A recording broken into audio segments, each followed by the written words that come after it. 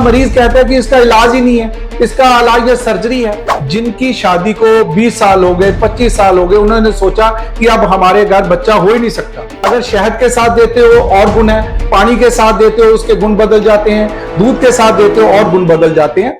वैद्यकीम.com पे आपका स्वागत है। आज है हमारे साथ डॉक्टर दीपक फ्रॉम निरोग काया। स्वागत है डॉक्टर आपका। Thank you. हमारा जो निरोग काया आयुर्वेदिक क्लिनिक है, ये क्रॉनिक डिजीज जो लाइलाज बीमारियां उसका इलाज करता है और हमारी फैमिली में 4th जनरेशन भी इसमें काम कर रही है। सबसे बड़ी बात है कि आयुर्वेदा एक ऐसी पैथी है जो सबसे प्राचीन पैथी है, हजारों साल पुरानी पैथी है। और इस पैथी में काम करने में ये फायदा है कि इसका पहले तो कोई साइड इफेक्ट नहीं है। जितनी डिजीज होती हैं वो परमानेंट ठीक होती हैं, टेम्परेरी नहीं होती। आयुर्वेदा जो है बॉडी को डिटॉक्स करता है और बीमारियों को दबाता नहीं, बीमारियों को जड़ से खत्म करता है। आपको प्रैक्टिस करते हुए कितने साल हो गए? मुझे तकरीबन 50 साल हो गए। इस क्लिनिक को बेसिकली मैं मोगा से बिलोंग करता हूं। यहाँ मुझे 10 साल के करीब हो गए हैं। सर, बाकी मेडिकल साइंसेस को छोड़ के आयुर्वेदा ही क्यों? आयुर्वेदा ऐसा है कि आयुर्वेदा जीवन की एक जीने की कला है। आपको इसमें अगर आप मेडिसिन पहले शुरू में नहीं भी लेते, अगर आप अपनी दिनचर्या बदल लेते हो तो बहुत सारी बीमारियां दूर हो जाती हैं। मैं तो हमेशा अपने लेक्चर्स में ये कहता हूं कि आहार, निद्रा और संयम, अगर तीनों चीजों को आप बैलेंस कर लो तो ये बीमारी खत्म हो सकती है। किस चीज ने आपको आयुर्वेदा की तरफ आने के लिए मोटिवेट किया? मेरी फैमिली ने, मेरे फादर साहब ने। मैंने देखा कि उनके पास जो पेशेंट आते थे वो क्रॉनिक डिजीज के पेशेंट आते थे। जब मरीज उनको कहता था कि डॉक्टर्स ने हमें बोल दिया ये बीमारी का इलाज नहीं हो सकता, या इस बीमारी का इलाज सर्जरी है, या ये बिल्कुल ठीक ही नहीं हो सकती, जब वो पेशेंट को बोलते थे कि आपको दवाई रेगुलर करनी है, आपको परहेज करना है, तो मैंने देखा कि जो पेशेंट फेथ के साथ रेगुलर मेडिसिन लेता था और परहेज करता था, ऐसी बीमारियां जिन्होंने सोचा था ये ठीक ही नहीं हो सकती, वो बिल्कुल अपनी आराम की जिंदगी जीने लगे और बिल्कुल ठीक हो गए।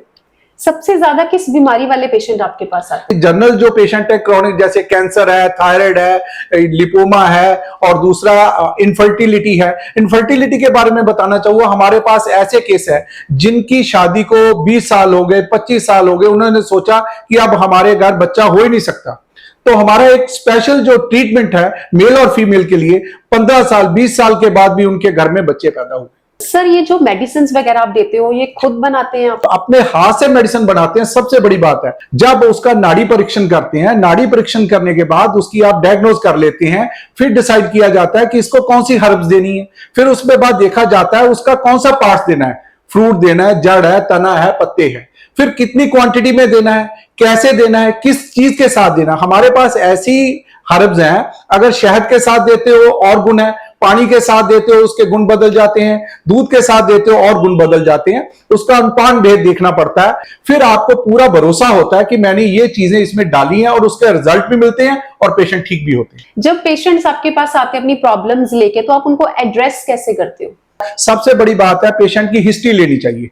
जितनी देर आप पेशेंट की हिस्ट्री नहीं लेंगे, उसकी बीमारी का कारण नहीं ढूंढेंगे, तो कभी भी बीमारी ठीक नहीं हो सकती।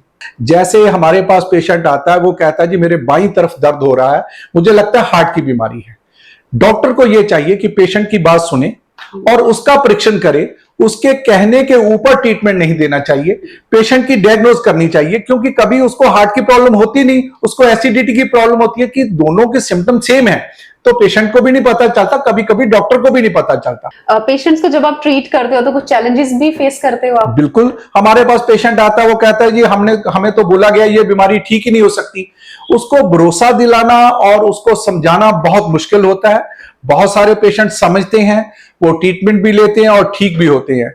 जो दूसरे लोगों के कारण, दूसरे डॉक्टर्स के कारण परेशान होते हैं, उनका भरोसा टूट भी जाता है, क्योंकि समाज में हर तरह के लोग हैं। लोग डायरेक्टली आयुर्वेदा की तरफ आते हैं या घूम फिर के इधर उधर बाकी मेडिसिन ट्राई करने के बाद आते हैं? कोई भी मरीज है वो कहता है मुझे क्विक रिलीफ मिलना चाहिए।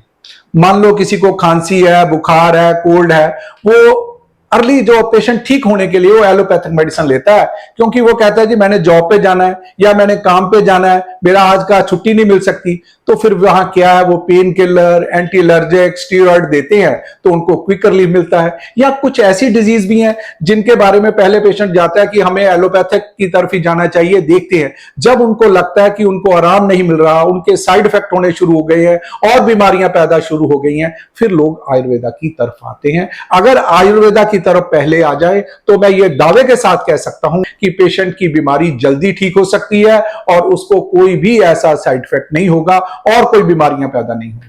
और लोगों का कहना है कि आयुर्वेदा एक्सपेंसिव है। ये बात हर बीमारी के ऊपर सिद्ध नहीं होती। कुछ बीमारियां ऐसी हैं जिनका इलाज वाकई बहुत कॉस्टली होता है, लेकिन कुछ बीमारियां ऐसी हैं जिनका इलाज सस्ता होता है। लेकिन हर मरीज के लिए यह कहना कि यह दवाई महंगी होगी नहीं होता। उसके पेशेंट की हिस्ट्री लेनी होती है, उसको कितने समय से बीमारी है, उसको साथ में और क्या बीमारी है, ये सारी चीजें देखने के बाद डिसाइड किया जाता है। लेकिन एक ये मन बना लेना कि आयुर्वेदिक महंगा इलाज है, ये गलत बात है। और ये मिथ है कि आयुर्वेदा बहुत टाइम लेता है ट्रीटमेंट में। बिल्कुल गलत बात है। आयुर्वेदा में पहले कहा है कि बीमारी के ऊपर डिपेंड करता है, बीमारी कितनी पुरानी है। आप देखिए ना, जैसे कैंसर का पेशेंट है, मैं आपको एग्जांपल देता हूं, वो क्या करता है, हमें फोन करता है कि मेरे को ये प्रॉब्लम है, फिर वो सोचता है, 1.5-2 महीने के बाद हमारे पास फिर फोन करता है। उतनी देर में बीमारी बहुत ज्यादा बढ़ जाती है, पेशेंट डिसीजन लेने में देर लगाता है, इसलिए ऐसे। सर, आप एक सक्सेस स्टोरी बताना चाहेंगे कि जिसमें आपके पास कोई गंभीर बीमारी वाला पेशेंट आया हो और आपके ट्रीटमेंट से उसने रिकवर किया हो? बिल्कुल, हमारे पास अभी एक पेशेंट ऐसा था कि उसको कैंसर की प्रॉब्लम थी। तो हमने उसको बोला कि आपकी जो प्रॉब्लम है वो बहुत ज्यादा है। कभी कभी हमें भी बोलना पड़ता है कि पेशेंट की सिचुएशन ऐसी है, अगर आप सर्जरी करवाना चाहते हो तो आप जा सकते हैं क्योंकि आपकी प्रॉब्लम बहुत ज्यादा है। लेकिन वो पेशेंट माना नहीं, उसने कहा कि हमने सर्जरी नहीं करवाना, हमारा फैमिली का डिसीजन है। तो उसने 1.5 साल ट्रीटमेंट लिया। उसकी जो प्रॉब्लम थी वो, मैं ये तो नहीं कह सकता 100% ठीक हो गई, लेकिन 85% पेशेंट बिल्कुल ठीक हो गया, आम जिंदगी जी रहा है। और सर, जब पेशेंट्स को आप ट्रीट करते हो तो कौन सी सिंपल टेक्निक्स यूज करते हो आप? नाड़ी परीक्षण और हिस्ट्री लेना जरूरी है। आप हमारे व्यूअर्स को कोई हेल्थ के लिए टिप देना चाहें? मैं यही कहूंगा कि आप आहार, निद्रा और संयम, बाहर का फूड कम लें, खुश रहें, मेडिटेशन करें, रोजाना अपने शरीर के लिए 1 घंटा जरूर निकालें। उसमें एक्सरसाइज है, योगा है, प्राणायाम है, कुछ भी कीजिए।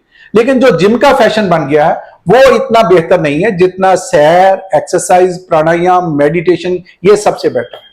और सर, आपके पास अगर पेशेंट्स ने पहुंचना होए तो कैसे वो पहुंच सकते हैं आप तक? पखोवा रोड, इंडोर स्टेडियम के ऑपोजिट, पंजाब माता नगर। हमारा फेसबुक, यूट्यूब चैनल है निरोग काया सेंटर के नाम से। 9056408000।